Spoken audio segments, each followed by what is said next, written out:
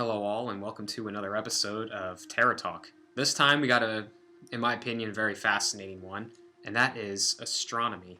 Now, astronomy has been something that I've always been interested in. I want to say it was second grade science, and there were two things that I was heavily interested in, aside from drawing, since I've been doing that since kindergarten.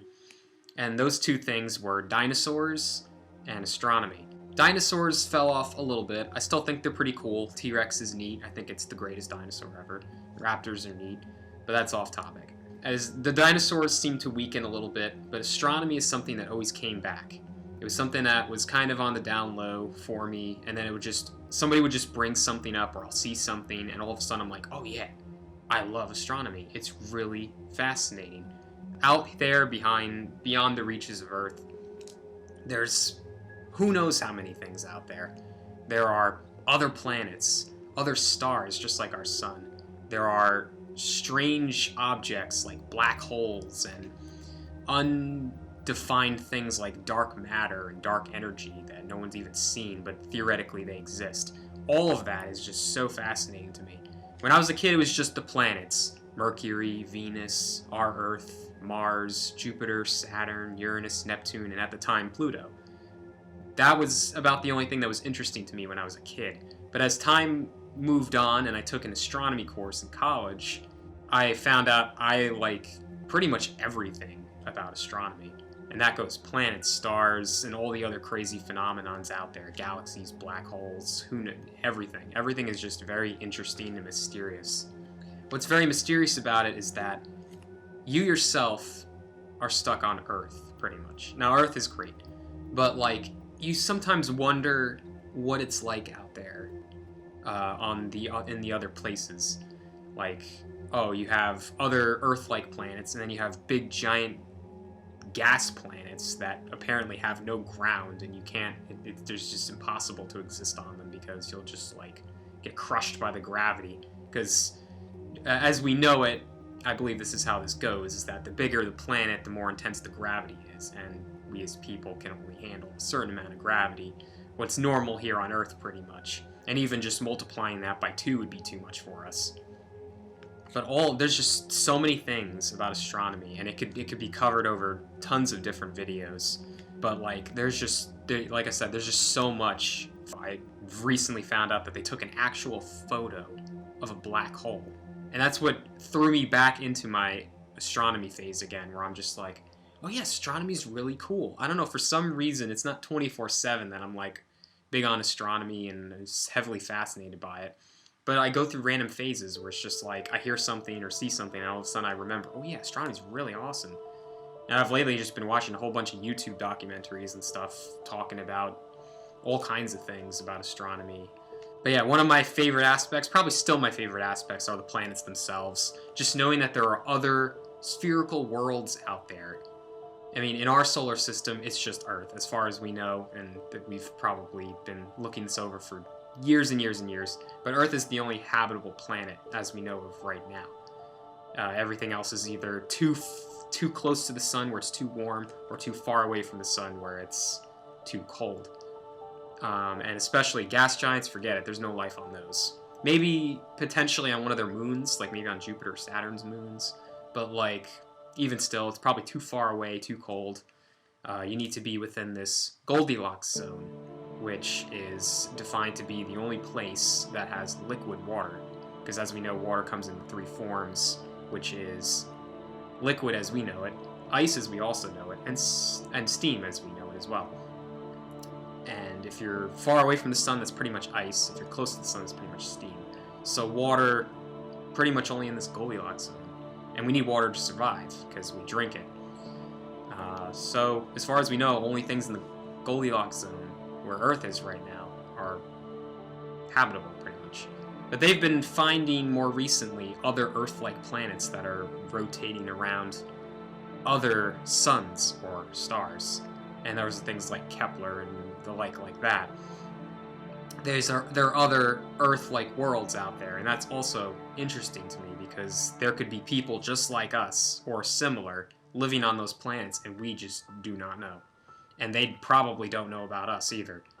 So just all of that is just so, I don't know what it is about that, but it's just so interesting. Like, I think it just has to do with I let my imagination run wild. I'm always thinking about things, and it shows in the card game that I'm developing, because I'm making up all these creatures and worlds and their lore and what makes them who they are and what they experience. And I'm writing a story with my brother too, so we both of our imaginations run wild. What do these characters do in this situation? How do they interact?